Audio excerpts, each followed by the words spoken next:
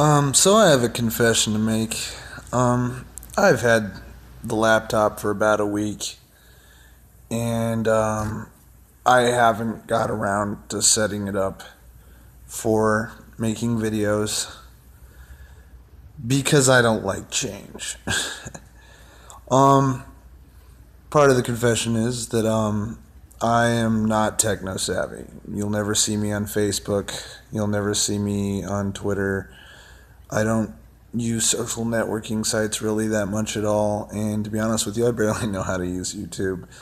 And now that I'm not hiding, nor now that I no longer have the excuse to hide behind my technological deficiencies, as I've called them before, I'm nervous about, now that I have the tools to make a quality piece of programming, do I have what it takes to be interesting? I don't care about subscriber counts, really. I don't have any interest in monetizing or profiting from videos on YouTube. And that's added a little bit to my lack of motivation. As I've said before, I don't want to be the guy or the girl, or, you know what I mean, that just like everybody really kind of gets into a groove of making response videos, critiquing other people's videos, deconstructing people's arguments, starting new arguments. These are entertaining, but these aren't the things that I'm comfortable doing. And I found myself a little bit stuck. But I do know that I feel that I have interesting things about myself to share, and then I pretty much, I guess, in order to work up the guts and to start making some real videos and start really giving this a really good shot, I kind of have to give myself permission to open up more. I've thought about it a lot, and, you know, at the risk of making something less interesting and maybe a little too engaging, I wanted to talk more about me and my personal experience. But I also didn't want to make a tear-jerking piano music deconversion video either. I just want to be really candid with those who do watch, and I want to develop a connection with those who do subscribe. And maybe that's something that's not terribly suited for YouTube, being this mass organization, and that it's more in your best interest to be more of a personality or a character and provide predictable content. But that's not me either. And maybe I'll be one of those guys with a grand total all said before I quit making videos of 120 subscribers, but or maybe less, maybe more, but I want something more meaningful than subscriber counts and monetizing stuff and all that. I am just the kind of guy who's not interested in that and more interested in having a discussion and connecting with people, if that's not too weird. So I thought I'd talk a little bit more about myself. I grew up in a very small town in Longmont, Colorado. I'm the son of a single parent, working mother, and who's provided everything she could monetarily and, you know, shelter-wise. I never wanted for anything. I never went hungry. But at the same time, you know, as I've mentioned, a lot of bad stuff happened in my childhood, and a lot of it was physical and emotional abuse, and you know, exposure to drug culture, particularly. You know, there were gangs in the town. They were small-time guys. I'm not going to go around and act tough and say that I was ever in any really serious danger, but I have had my ass beat a couple of times, and, you know, been robbed and stuff, and some more serious abuse actually happened in my elementary school and stuff. So what the point of this is I was in one of these schools where the teachers were had protocol to, have a hands-on approach to kids who acted out, and I was always the class clown kid, but I had a temper too, and acted out a hell of a lot as a kid. But the point of this is that I had an unusual childhood, and part of that unusualness is I wasn't brought up to be religious, but I was brought up to have magical thinking, to believe in luck, to believe in karma, to believe that God looks out for you, and that God cares that you suffer, and that God will reward you with, when you have discipline or courage or something. It was never consistent. And that lack of consistency led to insecurity. I moved a heck of a lot when I was a kid, didn't really stay in one place for much more than 6 months. I moved in several different places in Longmont, lived in Denver for a little while, lived in Boulder for a little while, lived in Nebraska for a little while. All this well before I was a freshman in high school. And I guess, I hope anyway, that I seem eloquent and outgoing and engaging, at least in conversation, but I was a very shy kid. I was not popular. I was bullied and made fun of constantly, and I was never able to put down roots where I was. I was always having to start over with new friends, new people, new culture, new school. And this led me to need to seek stability within. This is where I started looking for that meaning that meaning that Christians mean, that life-defining security blanket meaning, if you know what I'm getting at.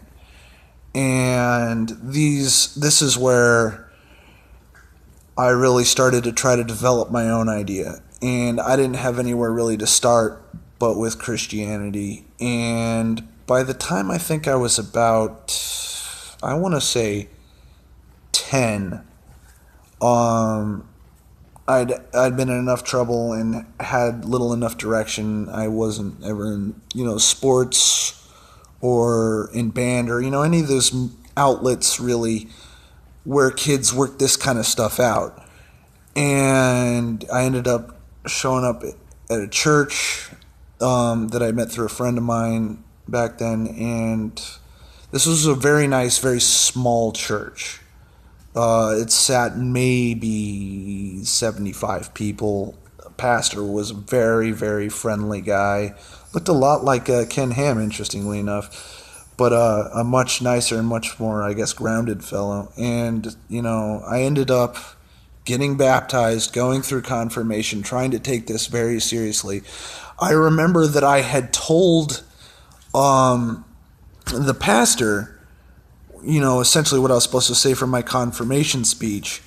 And I had told him, I guess everything I wanted him to hear, from me, what I was going to say, maybe had a tough time, but I found myself in Jesus, or found safety or salvation or something. I don't remember what I told him, but I do remember that once I got up on that pulpit and I was in front of that whole congregation, 80 people, my family, my grandmother, who was the real Christian, that I froze up. And instead of saying anything that I had prepared or gone over with myself, I just got real. I said, I am angry. My life sucked. I had gone through a lot of abuse. I was diagnosed very young with a clinical depression and some developmental disorders, and antisocial, something. This was one of the diagnoses that didn't stick, but it was something like antisocial disorder, anti-authoritarian, something like that. And I don't necessarily disagree with that, but and I said that that I resented God because I didn't know how to fix any of this stuff. I had no control over any of this stuff. I prayed for some measure of control. Give me something I can control.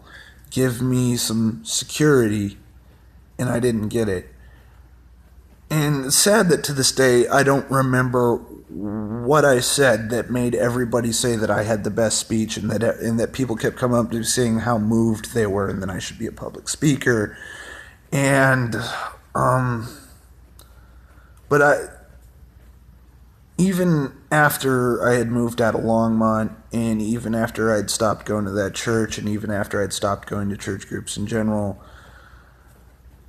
I had to admit to myself inside, but I didn't really admit to any other people, that the only real, I guess, true things I said weren't these things I can't remember of, well, but I found God, because I didn't. But I remember very clearly feeling fulfilled by telling the truth, that my story is maybe not admirable or inspiring or heartwarming, and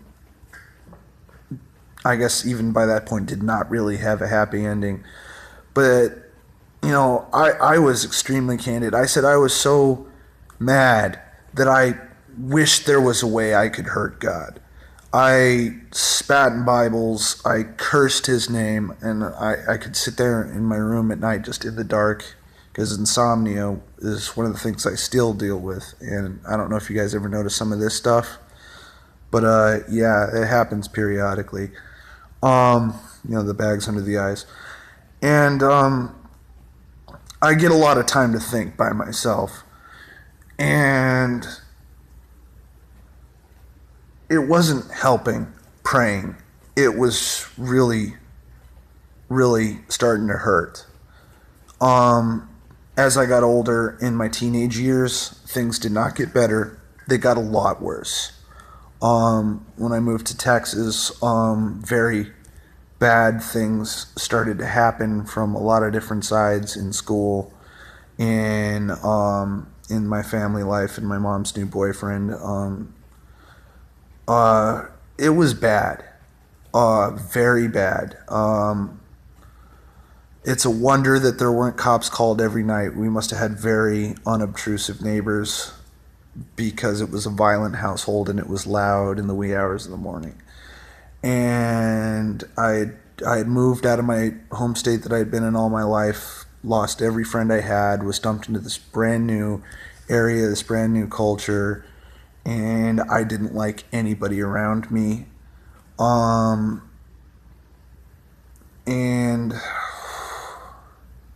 I gotta admit, I dropped out of high school. And I got a GED and I went to college and all that. But where am I going with this? So I sought purpose in God, and when that didn't work, off and on, I tried esoteric stuff. I looked up, meditation, actual self-actualization, The Secret, all that stuff. And I guess as I lacked direction and was very credulous, I was around a lot of people who were interested in the Illuminati, and interested in conspiracy theories, and interested in UFO stuff, and I started really getting into that. And as I still struggled with, okay, I really did believe God existed, but I didn't believe Christianity was right, because everything they told me to do didn't work. And I found that I was just too smart for the game, because I went, if God is love, then God will have compassion. But if, God is justice, then again, after what I've been through, God would help me. And I couldn't figure out what I had to do to get that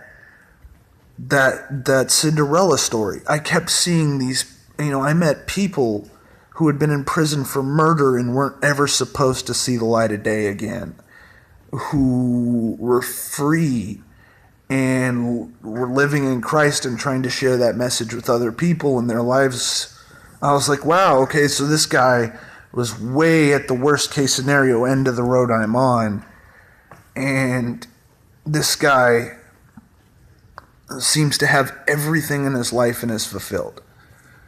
I've never been a guy who sought fame. I'm not interested in fortune.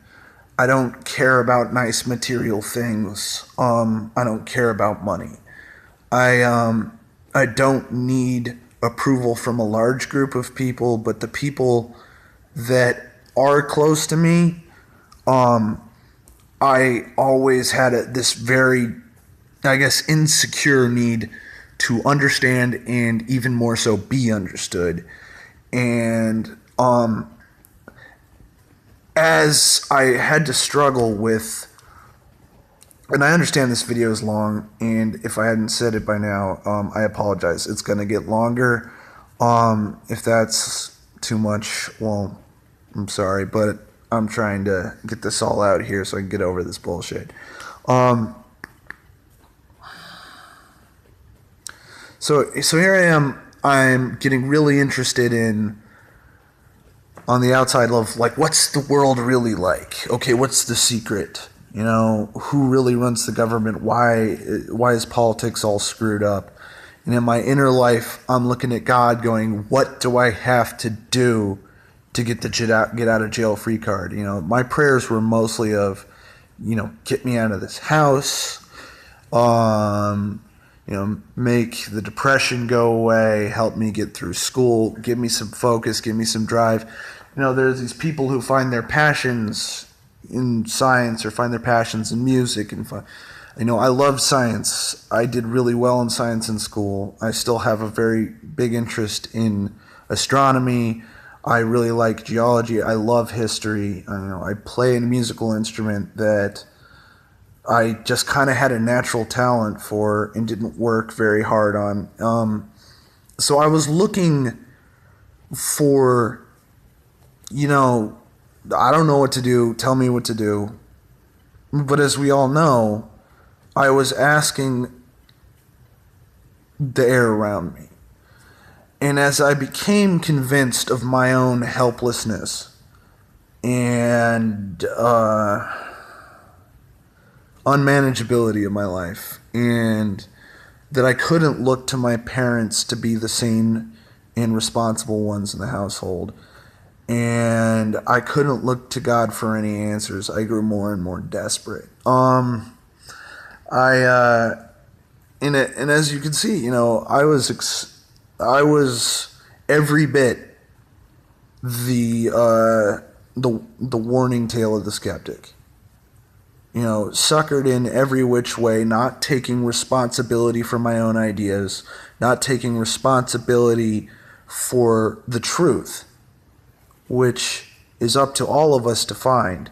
You know, in the information age, there's no excuse to spread tall tales and false rumors when the truth is out there and more readily available than ever.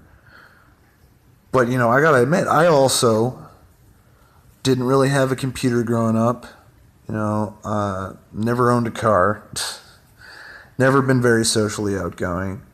Did drop out of high school. I did go to college. Didn't finish.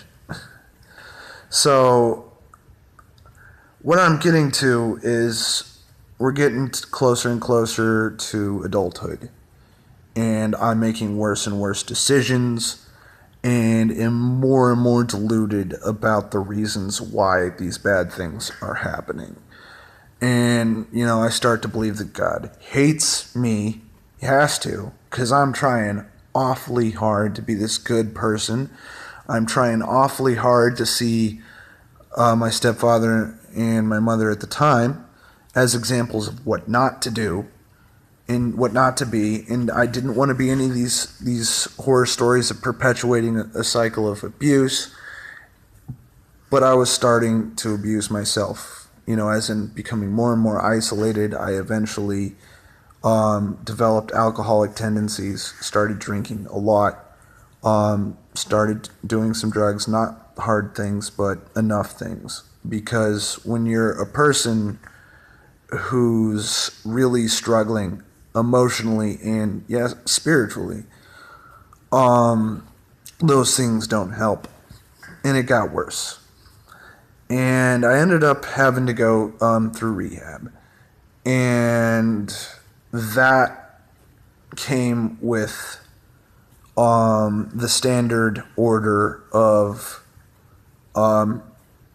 taking responsibility in your recovery is 12-step programs. And those happen to be spiritual in nature and have a pretty hard lean. Now, I have to say, these places are not designed to preach Christianity, but these rooms, as they call them, are just that, rooms full of individuals and their own individual groups that are relatively isolated and bound by rules that don't necessarily tell them what to do. So naturally, I get a Bible in front of me. I'm trying again to reach out to Jesus. I hadn't prayed, and I'd still believing that God exists and still believing that Christianity is the way, refused to engage in the faith. Literally through this inner vote of no confidence. God has skipped out on a decade of prayers. But the interesting thing is, as I talked about in videos before, the skeptical mind was already there. I was paying very close attention to looking for the signs of where's divine intervention. And I could never say, well, if I got out of that tight jam, if I, quit drinking and quit using and, got a job, started looking after myself a little bit better, stopped being in really toxic relationships with women, and was doing better for myself. And I went, God had absolutely no hand in all of that. I sat down with myself, really thought these things through, and slowly over time made changes that made a better person out of me. God wasn't there. God didn't do that. God didn't hold my hand. He didn't carry me across the footsteps in the beach, in the sand. That didn't happen. Whether it was through the outrage of my friends and family, or, just human perseverance that I no longer believed I had until I had already demonstrated.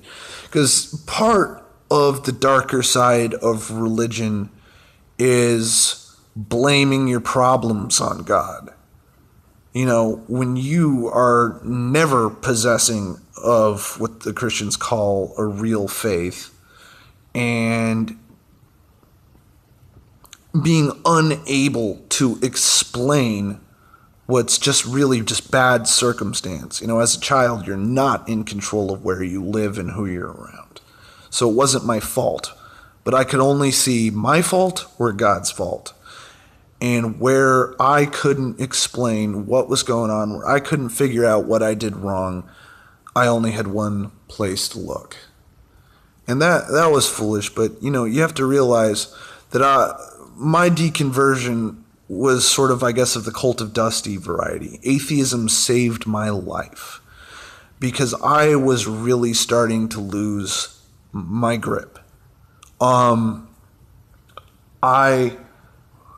was convinced that I couldn't be successful and that I couldn't get better, because if God wasn't going to help me, and if I couldn't find God anywhere, and I couldn't reason with God, I couldn't bargain with God, I couldn't threaten God, I couldn't intimidate God, I couldn't provoke God, I couldn't demand of God, I couldn't beg, plead, or prostrate myself enough. No amount of humility or self-emotional abuse, self-loathing, just none of these things. I couldn't reach him.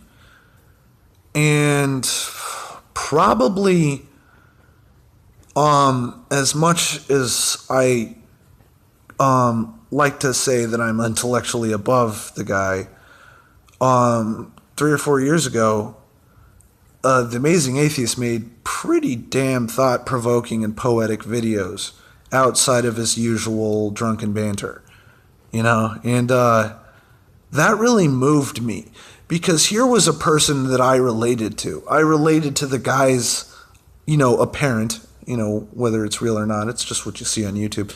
I related to his apparent unhingedness. I related to his cynicism and his jaded sense of humor. I related to his misanthropy. I related to his uncomfortability. But I also related to his observation. I related to his humor. I related to his confidence. Because where I had been able to exhibit my own confidence was where this is a similar kind of angry, bitter bravado that he has demonstrated. And that's when I first realized, okay, it's okay to be an atheist. And from there, it was to Aaron Ra, it was to Potholer 54, it was to theoretical bullshit, it was to, PW Swivel, All Your Godless World, Anti-Citizen X. And the more I watched, the more I learned, and I went, oh my God. Not only is it okay to be an atheist, and not only is it better to be an atheist, it's the right position. So I looked at the evidence, and everything, every question that I had suppressed came right back up. No, the Bible's not inerrant. I never ever thought that. I wanted to. See, this is where some deconversion stories split.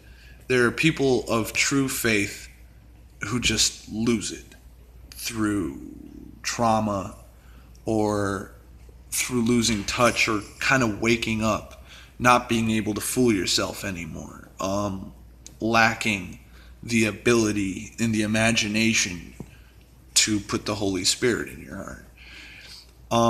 I was one of the people who wanted Christianity because everything it advertised was everything I thought I needed to survive.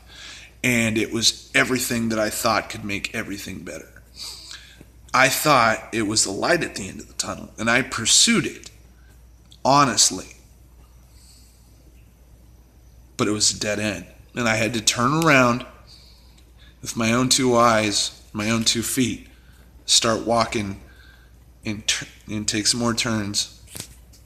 And here's where I can wrap this up and get this done in a freaking half an hour. I apologize. I learned to take personal responsibility for my mistakes.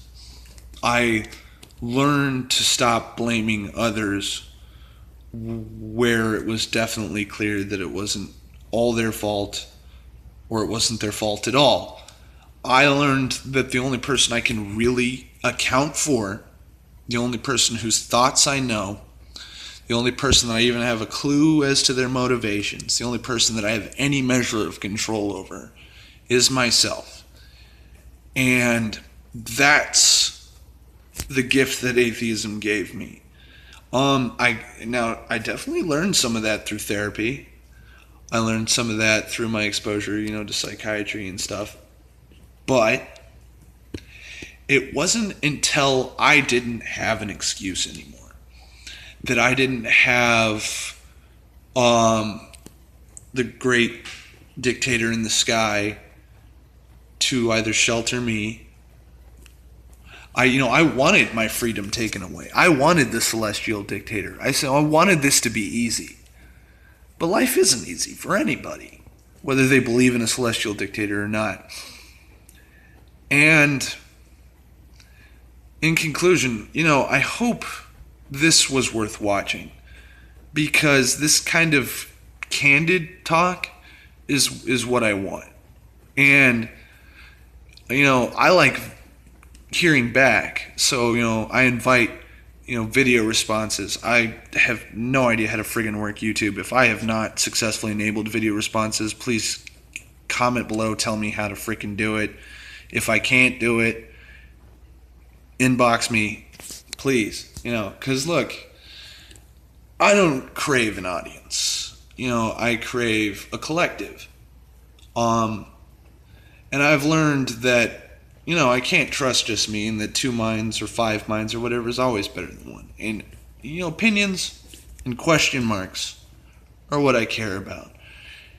And, if this doesn't end up working on YouTube, it'll work someplace else, and that's okay. But YouTube deserves a try, and you guys have been so awesome to me that you guys deserve a try. So if this was awkward or overly emotional or whatever, get over it. Inbox me anyways. Comment anyways. And even the Christians, whether their comments are benign or malicious, you too. Because that's what I want. And that's what I want this channel to be about, is a discussion, an active one. So that's it. And if you can stomach 30 minutes, I love you. Thanks.